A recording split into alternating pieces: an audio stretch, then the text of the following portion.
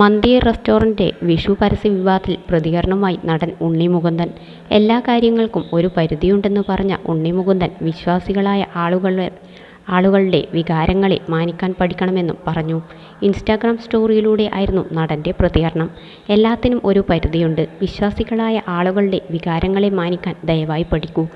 തികഞ്ഞ വെറുപ്പാണിത് എന്നാണ് വിഷു പരസ്യത്തിനൊപ്പം ഉണ്ണി മുകുന്ദൻ കുറിച്ചത്.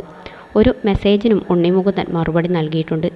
എനിക്ക് അതൊരു വിഷു പോസ്റ്റർ ആയിട്ട് തോന്നി. ഇത് ഇത്ര വലിയ പ്രശ്നമാക്കുന്ന കണ്ടപ്പോൾ ആണ് ഇങ്ങനെയൊക്കെ പ്രതികരിക്കാൻ തോന്നിയത് എന്നായിരുന്നു മെസ്സേജ്. ഇതിന് മിണ്ടാതിരിക്കുമ്പോഴെല്ലാം ഇത്തരം ഹീനമായ പ്രവൃത്തികൾ സാധാരണയായി കാണപ്പെടുകയാണ്.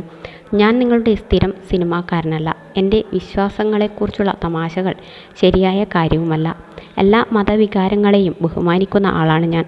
അതുകൊണ്ട് നിങ്ങൾ എൻ്റേതും ബഹുമാനിക്കണമെന്ന് എന്നെ പഠിപ്പിക്കാൻ ശ്രമിക്കുന്ന എല്ലാവരോടുമുള്ള അഭ്യർത്ഥിക്കുകയാണ്. എല്ലാ മര്യാദകളിലും മതേതരത്വം പുലർത്തുക. എനിക്കിത് വെറുതെ ഒരു വിഷു പോസ്റ്റർ ആയിട്ട് തോന്നുന്നില്ല എന്നായിരുന്നു ഉണ്ണി മുകുന്ദൻ മറുപടിയായി കുറിച്ചത്. പരസ്യത്തിൽ കൃഷ്ണൻ്റെ ചിത്രം ഉൾപ്പെടുത്തിയതിൽ പോലീസ് കേസ് എടുത്തിട്ടുണ്ട്.